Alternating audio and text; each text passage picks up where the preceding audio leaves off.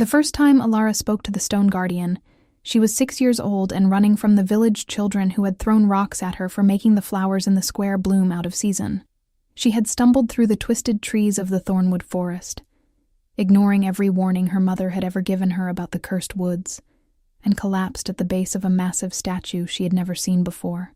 Through her tears, she had looked up at the face of a warrior frozen in stone, his expression neither cruel nor kind, but something achingly lonely, and she had whispered, "I am sorry you are alone too." The statue had not answered, of course. Stone never did, but something in the way the fading sunlight caught the carved lines of his face made her feel less afraid, and she had stayed there until dark, talking to him about everything and nothing, until her mother found her and dragged her home with warnings about the dangerous magic that lurked in the old places. That should have been the last time Alara ventured into the thornwood, but it was not. She returned the next week, and the week after that, and soon her visits became a ritual she could not break even if she wanted to, while the other children of the village learned to fear her, to whisper about the strange girl who could hear the voice of growing things and make vines crawl up walls with a touch. Alara found solace in the one being who never flinched away from her presence. The guardian became her confessor, her friend, her only constant in a world that seemed determined to prove she did not belong. She told him about the way the village elders looked at her with suspicion, about her mother's fear that Alara's gifts would bring trouble, about the crushing loneliness of being different in a place that valued sameness above all else. And though the statue never moved, never spoke, Alara swore she could feel something beneath the cold stone when she pressed her palms to the carved chest where a heart should be, a warmth, a pulse, a presence that listened. 15 years passed this way, and Alara grew from a frightened child into a woman who had learned to carry her isolation like armor. The village of Thornwood tolerated her because her mother was a respected healer, and because Alara's strange gifts occasionally proved useful when crops failed or livestock fell ill. But tolerance was not acceptance. She lived on the edges of everything, invited to no gatherings, trusted by no one, desired by none. The young men of the village looked through her as if she were made of glass, and the young women whispered that she was cursed, that anyone who befriended her would share her fate of perpetual otherness. So Alara stopped trying to belong, and instead poured all her longing into her visits to the guardian.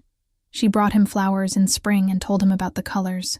She brushed away the leaves that fell on him in autumn and described the changing seasons. She sat at his feet during summer storms and shared the sound of thunder. And in winter, when the forest grew silent and cold, she wrapped herself in furs and whispered stories to keep them both company through the dark. "If you could hear me," she said one winter evening as snow began to fall around them, "would you think I was strange too? Would you pull away like everyone else?" She reached up to touch the guardian's face, tracing the strong line of his jaw with fingers numb from cold.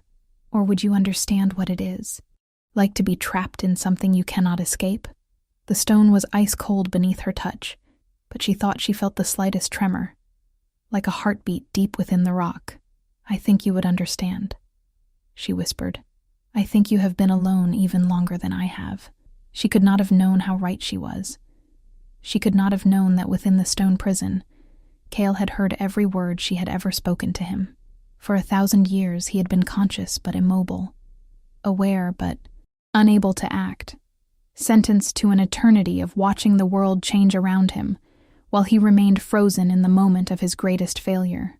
He had been a warrior once, commander of the Guardian Legion that protected the ancient kingdom of Silvaris from the creatures of shadow that crawled up from the deep places of the world. He had been strong and proud and utterly certain of his purpose, until the day he had fallen in love with Seraphina, a sorceress of the Silver Circle whose power over life and death made her both revered and feared. Their love had been forbidden, for guardians were sworn to serve without attachment, to fight without personal stake, to protect without favor.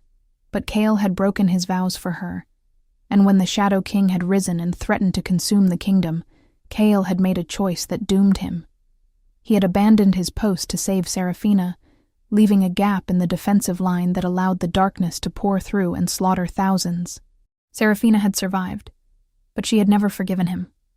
She had used her magic to punish him in a way that was worse than death, transforming him into stone and binding him with a curse that would only break when someone saw him not as a hero or a villain, not as a guardian or a monster, but as he truly was, a broken soul who had chosen love over duty and destroyed everything in the process. She had believed no one would ever see him that way, and for 1,000 years she had been right. Generations had come and gone. The kingdom of Silvaris had fallen into legend and then been forgotten entirely. The forest had grown wild around his statue, and the few travelers who stumbled upon him saw only an ancient relic, a curiosity, a piece of mysterious history.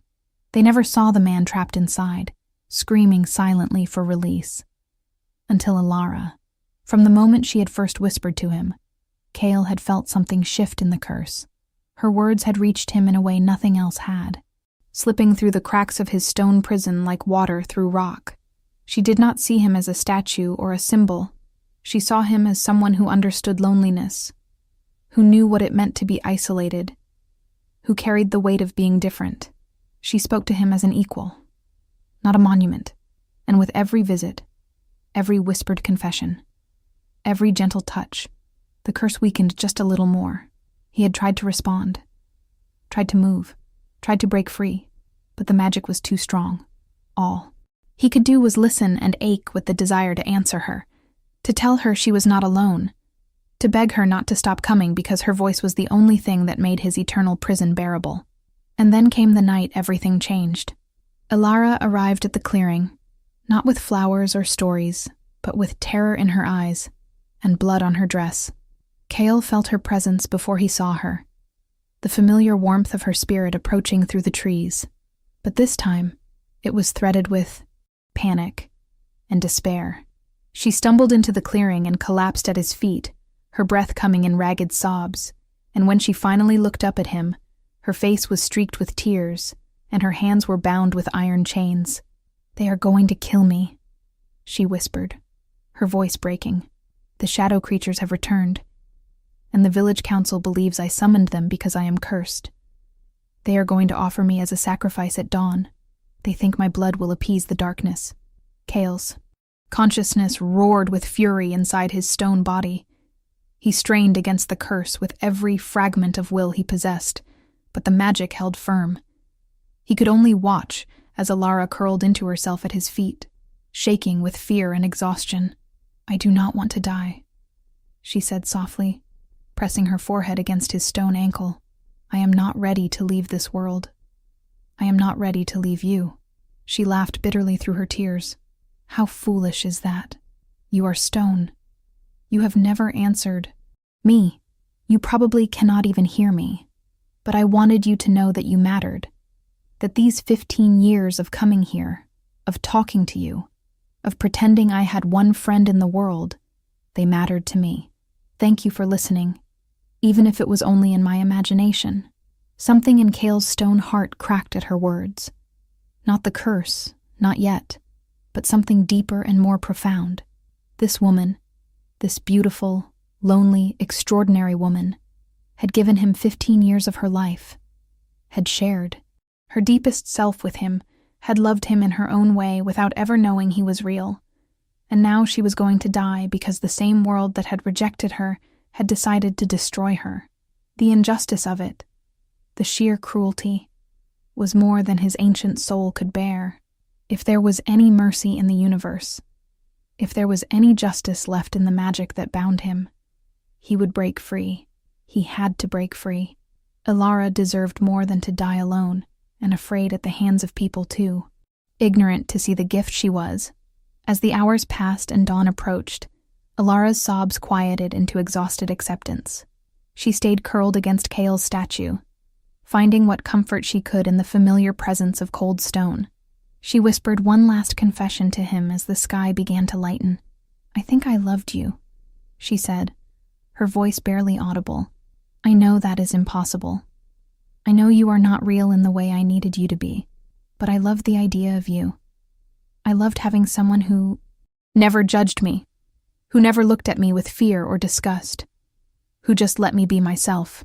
If I could have one wish before I die, it would be to hear your voice just once, to know what you would say to me if you could speak." She reached up with her bound hands and placed them over the carved heart on his chest, just as she had done countless times before. "Goodbye, my silent guardian. Thank you for being my friend." And then, as the first rays of sunlight broke through the trees and touched Alara's face, Cale felt the curse shatter. It was not a gradual thing, but a sudden violent release, like a dam bursting after holding back water for too long. The stone that had imprisoned him for a millennium cracked and fell away in great chunks, and for the first time in 1,000 years, Cale drew breath. He gasped, the sensation so overwhelming after so long without it that he nearly fell. But his warrior instincts kicked in, and he steadied himself. He looked down at his hands, no longer carved, from stone but flesh and blood and scarred from battles fought lifetimes ago. And then he looked at Alara. She had scrambled backward when the statue began to crack, terror and disbelief warring on her face. And now she stared up at him with wide eyes as he towered over her, very much alive and very much no longer stone. For a moment, neither of them moved.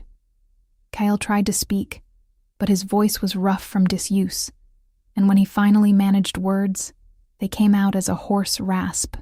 "You loved me," he said, and it was not a question, but a statement of wonder.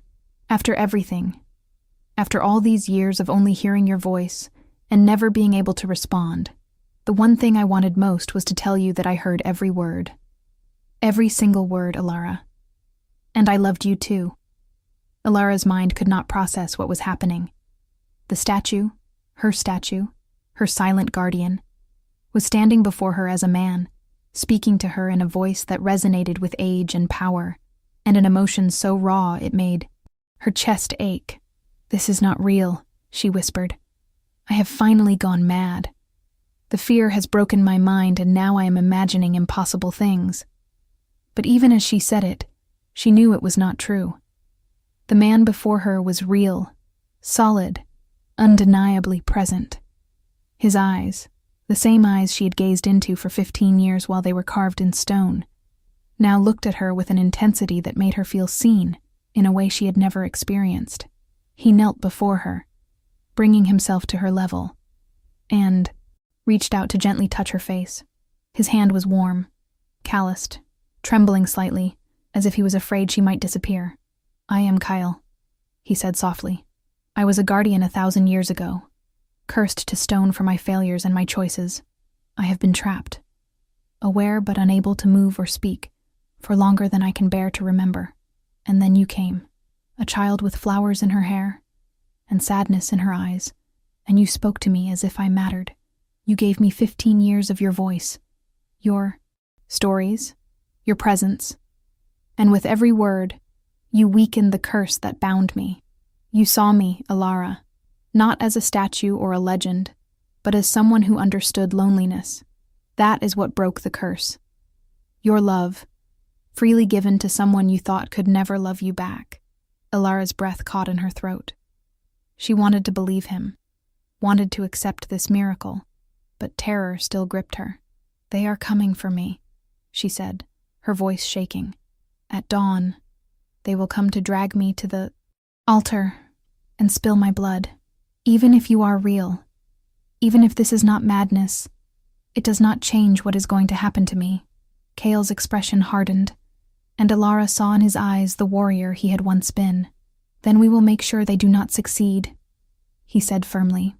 "I have spent 1,000 years unable to protect anyone. I will not waste my freedom by failing to protect you."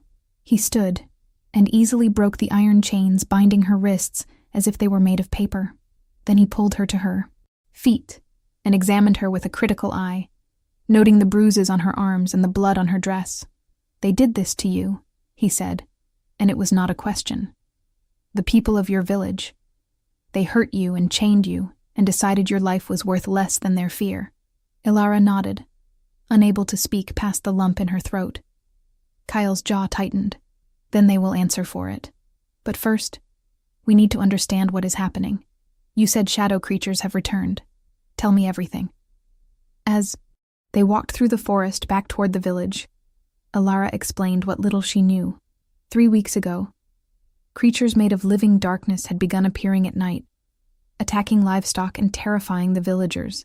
They seemed to be drawn to places where fear was strongest, and they left behind a residue of black ichor that killed anything it touched.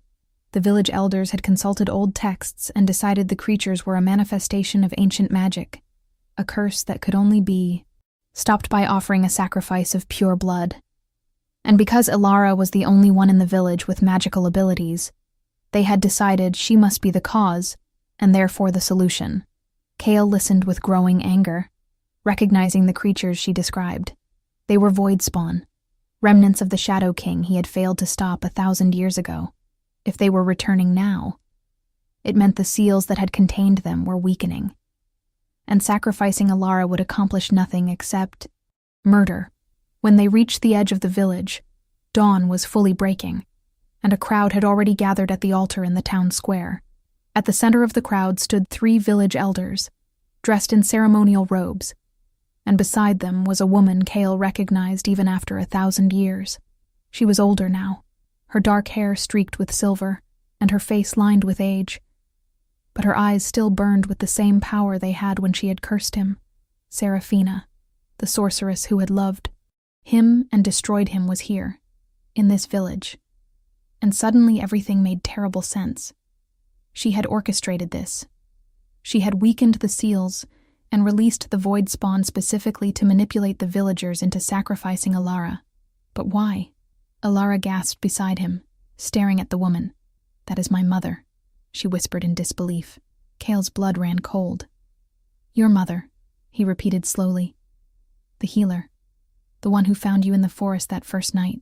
Alara nodded, confused by his reaction. "Yes. She has always been protective of me, always warned me away from the old magic. But I never thought she would stand by while they killed me." Kale closed his eyes, the pieces falling into place with sickening clarity. Seraphina had not been protecting Alara. She had been preparing her. Alara was her descendant, carrying the bloodline of the Silver Circle, and her connection to Kale had been no accident. Seraphina had known exactly where her daughter would run that first day. Had known the child would find the statue and begin the process of breaking the curse. Everything had been orchestrated toward this moment. "We need to stop this now," Kyle said, striding forward with Alara close behind. The crowd parted in shock at the sight of a strange warrior emerging from the forest with their intended sacrifice. The elders began shouting, demanding to know who he was and how Alara had escaped. But Kyle ignored them. His eyes were locked on Seraphina, who had gone utterly still. Her face pale with an emotion Kale could not quite read. Shock, fear, and something that might have been regret. "Hello, Seraphina," Kale said quietly, his voice carrying across the square. "It has been a long time." The sorceress's composure cracked, and she took a step back. "Impossible," she breathed. "The curse should not have broken. Not like this. Not without the full sacrifice." Kale smiled without humor. "You underestimated your own descendant. Alara saw me as you never could, as someone worthy, of compassion rather than punishment, and her love broke what your hatred bound." Alara looked between them, her mind reeling. "You know each other?" she asked. "My mother cursed you? Why? What is happening?" Seraphina finally seemed to notice her daughter, and pain flashed across her face. "I did it to protect you," she said, her voice shaking. "I knew you carried the bloodline, knew you would be drawn to him. I thought if I could control the breaking of the curse, if I could time it precisely, I could transfer the full weight of it to you, and use your transformation to seal the void spawn forever. You would have become the new guardian, Alara, trapped in stone but saving everyone. It was the only way. The casual cruelty of it, the calculated sacrifice of her own daughter, left Alara breathless with betrayal. You were going to turn me into stone," she said slowly. "You were going to trap me the way Kale was trapped, conscious but unable to move, alone for eternity, and you convinced yourself this was protection?" Seraphina's eyes filled with tears. I have spent 1,000 years trying to fix what was broken when the Shadow King rose. I have watched kingdoms fall and darkness spread, all because I cursed the one person who might have stopped it. Turning you into the Guardian was supposed to be redemption, a way to finally seal the darkness and end the cycle. Kale stepped between them, his expression hard. Your redemption is not worth Ilara's life, he said flatly, and your plan is flawed. The Void Spawn cannot be sealed by Stone Guardians alone.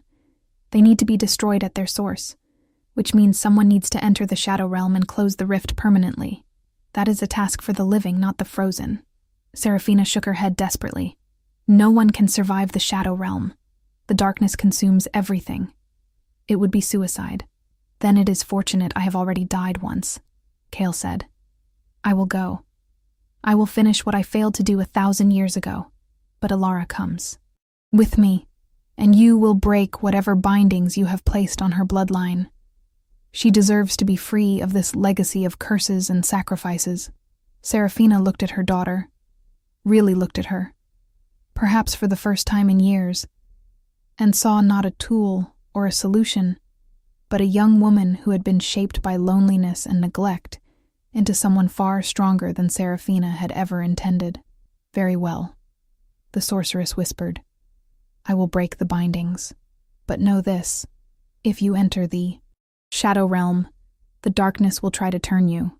It will show you your worst fears and deepest regrets. It will offer you everything you have ever wanted in exchange for surrender. And if you falter, if you give in, you will become something far worse than stone. Kyle met Seraphina's gaze steadily. I have had 1,000 years to confront my regrets, he said. I am not afraid of the darkness anymore. What I am afraid of is failing Ilara the way I failed you, and that fear will keep me strong. He turned to Ilara, who was still processing everything she had learned, and took her hands gently. You do not have to come with me, he said softly. You have already given me more than I deserved. I will understand if you want to stay here, to try to rebuild your life without the shadow of curses hanging over you. Ilara looked at him, at this man who had been her only friend for 15 years, who had listened to every secret and sorrow, who had broken free from an eternity of imprisonment only to immediately offer to walk into death to protect her. She thought about the village that had rejected her, the mother who had betrayed her, the life she had never been allowed to live because she was different. And then she thought about the warmth she had always felt from cold stone, the presence that had made her feel less alone, the love that had grown in the quiet spaces between her whispered words and his silent listening. The choice was not difficult at all. I am coming with you, she said, firmly. You spent 1,000 years alone. I spent 21 years alone. I think we have both had enough of isolation. Whatever happens in the Shadow Realm, we face it together. Kyle's expression softened, and he lifted her hand to his lips, pressing a kiss to her knuckles that sent warmth flooding through her. Together, he agreed. Always together from now on. Seraphina performed the ritual to break the bloodline bindings at the base of the old altar, her hands shaking as she unraveled magic she had woven over centuries. As the final threads of the curse dissolved, Ilara gasped, feeling something lift from her soul that she had not even known was there. Her magic, which had always been wild and difficult to control, suddenly crystallized into something clear and powerful.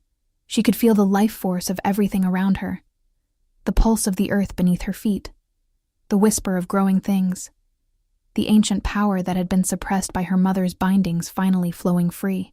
This is what I was always meant to be, she whispered in wonder. This is the magic you kept from me. Seraphina's face was filled with shame. I thought I was protecting you from the burden of power, she said quietly. I thought if you never knew your full strength, you would never be tempted to use it the way I did, never make the mistakes I made. But all I did was cripple you and make you vulnerable.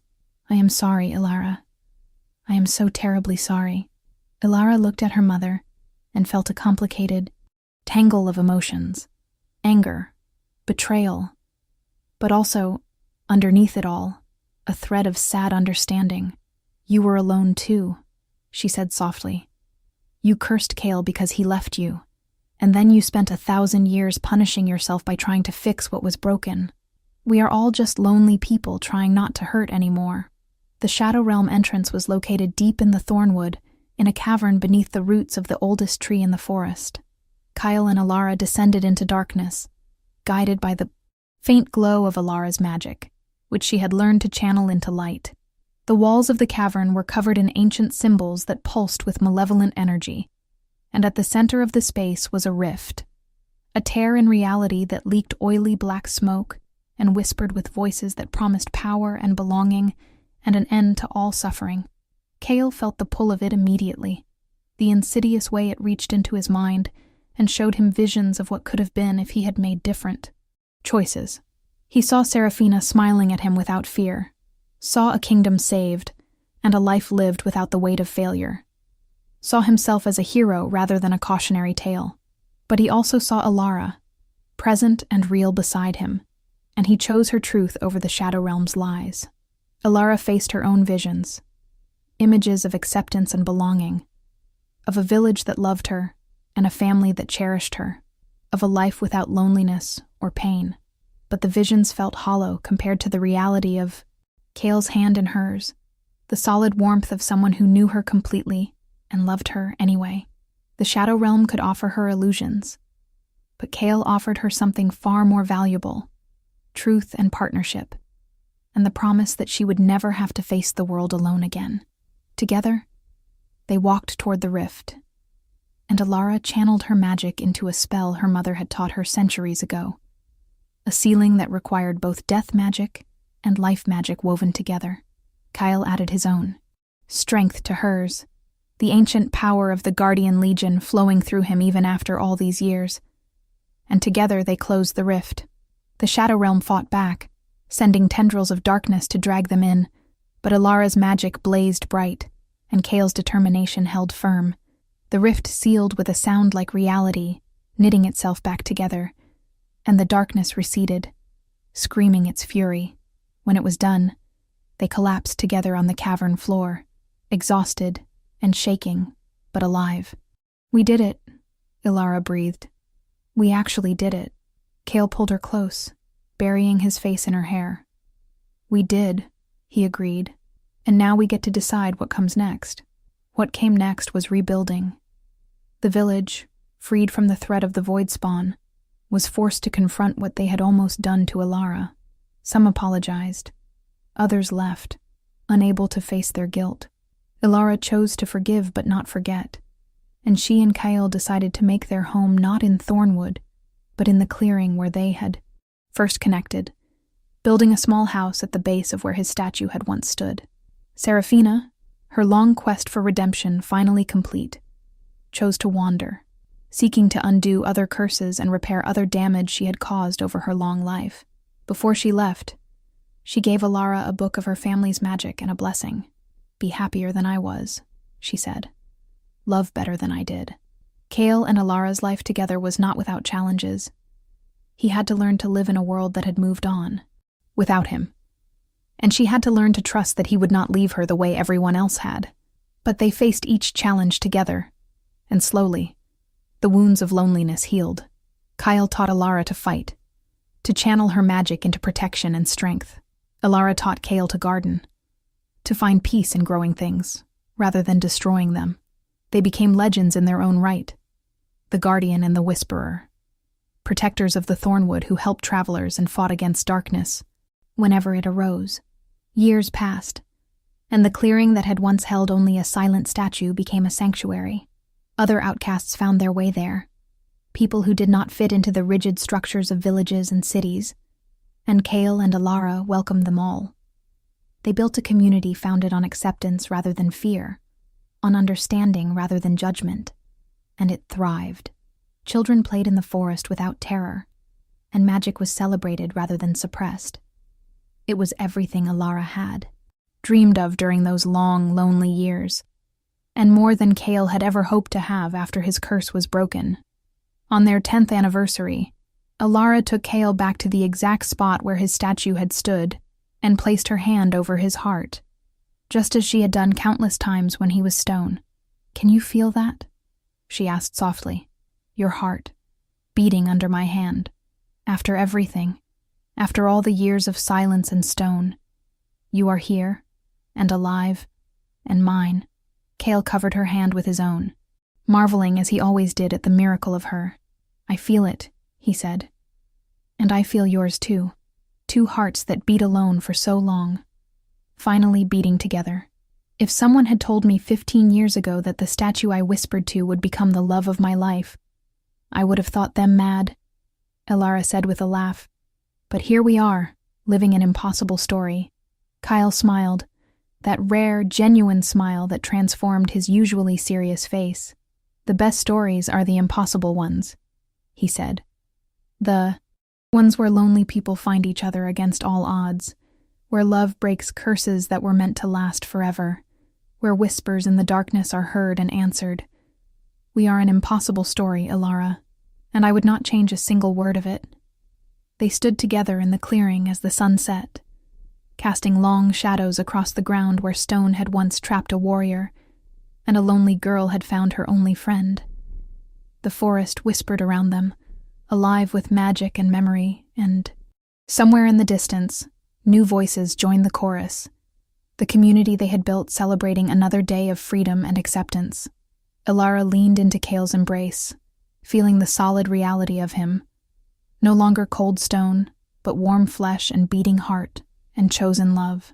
She had whispered to a guardian in silence for 15 years, never knowing he could hear, never imagining he would answer, but he had opened his eyes for her, had broken free for her, had chosen to live for her, and in return, she had given him something he had lost 1,000 years ago, a reason to be more than a warrior, a reason to be a man, a reason to believe that love could be stronger than any curse.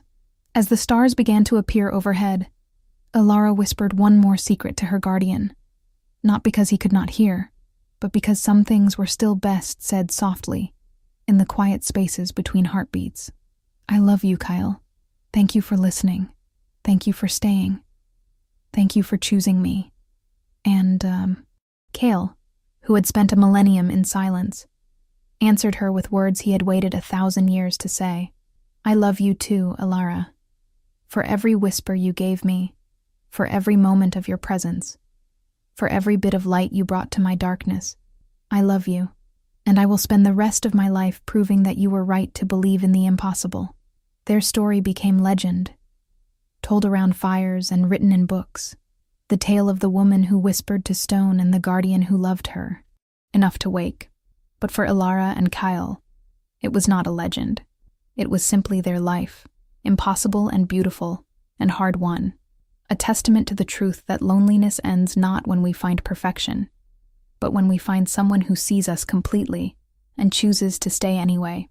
They had both been alone for so long, trapped in different kinds of prisons, speaking into voids that seemed endless, but they had found each other.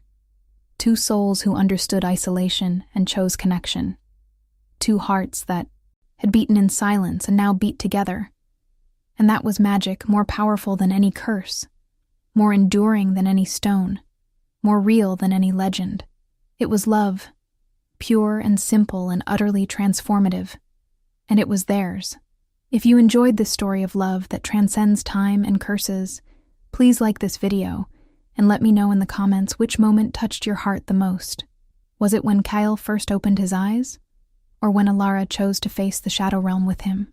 Subscribe for more supernatural romance stories that prove love can break even the oldest magic. Your support means everything, and I cannot wait to share the next tale with you.